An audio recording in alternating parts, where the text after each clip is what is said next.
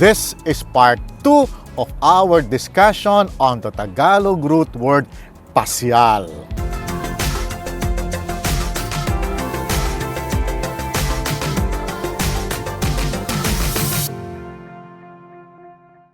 Kumusta po kayo? Welcome back. Let's continue our journey in learning a beautiful language, Tagalog, the language of the Philippines.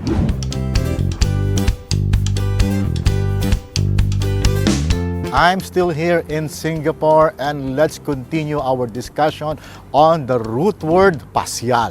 In the last video, we talked about the root word pasyal and how it forms into the verbs equivalent to the English verb to do a short trip, to promenade, and to visit. Essentially, it's a word that describes some leisurely trip or some leisurely short walk. But in Tagalog, it means much more than that. It is a word that is hard to translate and relies heavily on context. It does not have one direct translation to English. Depending on the context of the conversation, it can mean any of the following: a stroll or a leisurely walk, going to a place to do sightseeing, to pay someone a short visit, or to go to some place for a quick visit.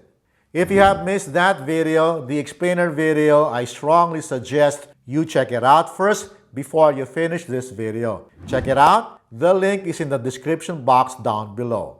In Tagalog, there are several verbs created to form the word pasyal. These are PUMASYAL, to go to a place for a short visit or to pay someone a short visit.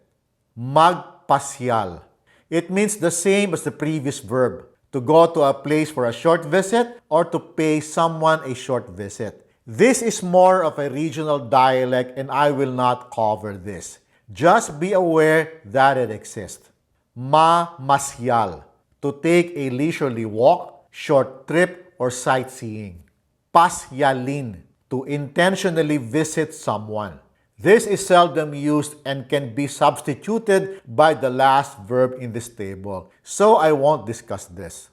E89, to bring someone to a leisure, a short trip, or a short walk. PASYALAN, to pay someone a visit or to visit a place you haven't been to in a while. We will use them in the progressive, completed, contemplative, and recently complete aspects. This is how Tagalog verbs are conjugated and not by tenses. So, tara, simulan na natin. Let's begin with the progressive aspect. This is when the action is currently happening. Let's take a look. Let's start with PUMASYAL, going to a place for a short visit or paying someone a short visit. Pumapasyal ako sa Singapore kung may panahon ako. I visit Singapore only when I have time. Please note that this verb in the progressive aspect is conditional in tone. Pumapasyal ka lang kapag may pera ako. You come to visit only when I have money. Pumapasyal siya dito kapag narito ang ate ko. He or she comes to visit only when my elder sister is here. Curiously, you won't see or hear the conditional tone of this verb in the other aspects as you will see later. Cool? Now, let's move to our next examples. The next verb, namamasyal, is used when the context is about taking a trip for leisure or for enjoyment. Namamasyal kami ngayon.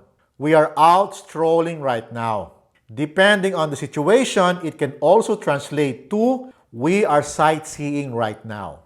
Namamasyal sila sa Chinatown. They are strolling along Chinatown, or they are sightseeing in Chinatown. Namamasyal ako sa Singapore ngayon. I am visiting Singapore now. Or I am sightseeing in Singapore today. Notice that with the verb namamasyal, you will need to understand the context to translate it closely to English. Ayos ba? So far so good? Let's continue. The next verb, ipinapasyal, refers to bringing someone out for leisure. Ipinapasyal ko ang pamilya ko sa Singapore. I am having my family on leisure in Singapore. Ipinapasyal ni June ang mga bata. June is out with the kids to have fun. Ipinapasyal ni Marie ang mga magulang niya sa Singapore. Marie is having her parents on leisure in Singapore. Notice the clumsy translations. This is the closest English equivalent I can come up with to capture the essence of the Tagalog sentences. Alright, I hope that was clear. Let's move on. The last verb, pinapasyalan, is having someone a visit or visiting a place you have not gone to lately. Pinapasyalan namin si Ariana. We are visiting Ariana. Pinapasyalan ko si Marie tuwing Sabado. I visit Marie every Saturday. Pinapasyalan nila si Anton tuwing nasa bahay siya. They visit Anton whenever he is home. Now, let's try the completed aspect. This is when the action has already occurred and it has already been completed. Pumasyal kami sa Singapore. We went on a short trip to Singapore. Pumasyal kami sa Art Science Museum. We went to visit Art Science Museum. Pumasyal kami sa Flower Dome. We went to visit the Flower Dome. Notice that unlike the progressive aspect, pumasyal does not have a conditional tone. Namasyal kami sa Singapore. We went sightseeing in Singapore. Namasyal kami sa Art Science Museum. We visited Art Science Museum. Namasyal kami sa Flower Dome. We went around the Flower Dome. Ipinasyal ko ang pamilya ko sa Singapore. I brought my family around Singapore. Ipinasyal ni June ang mga bata. June brought the kids out. Ipinasyal ni Marie ang mga magulang niya sa Singapore. Marie brought her parents around Singapore. Pinasyalan ni nanay si ate sa ospital. Mom visited elder sister at the hospital. Pinasyalan ko si nanay kahapon. I visited mom yesterday. Pinasyalan nila ako kanina. They visited me earlier. Ayos ba? Maliwanag ba? I hope so. Now, on to our next examples. This time, let's move on to contemplative aspect or magaganap. This is when the action has not yet occurred and is about to occur. Papasyal ako sa inyo. I will visit your place. Papasyal ako sa Gardens by the Bay sa isang linggo. I will visit Gardens by the Bay next week. Papasyal kami sa bahay mo bukas. We will visit your house tomorrow. Mamamasyal ako sa inyo. I will visit you at your place. Mamamasyal ako sa Gardens by the Bay sa isang linggo. I will visit Gardens by the Bay next week. Mamamasyal kami sa mall bukas. We will visit the mall tomorrow. Ipapasyal ko si nanay sa Singapore. I will bring mom to Singapore. Ipapasyal natin ang mga bata sa Flower Dome. We will bring the kids to Flower Dome. Ipapasyal namin sila sa Merlion. We will bring them to Merlion.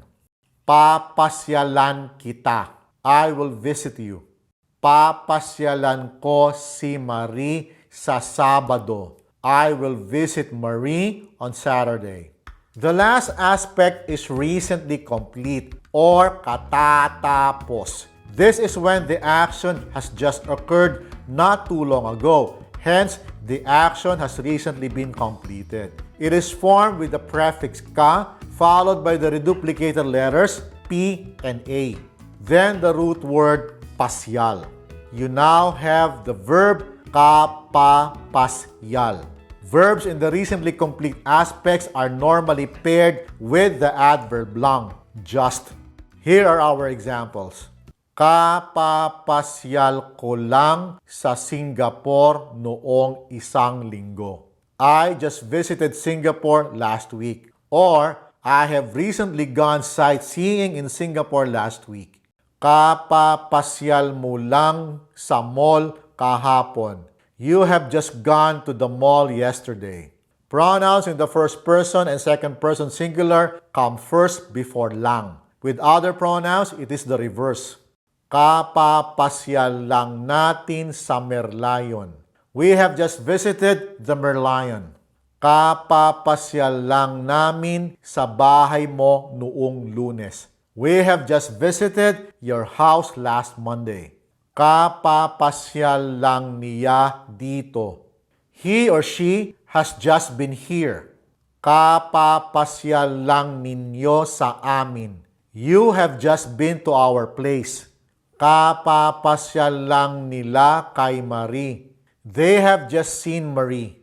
Kapapasyal lang ni Tess kay Anton sa eskwelahan. Tess has just dropped by to see Anton at school. Kapapasyal lang natin sa Merlion. We have just visited the Merlion.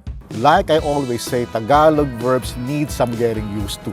It may be confusing at first, but that can be overcome. The key really is to practice, practice, practice, like I always say.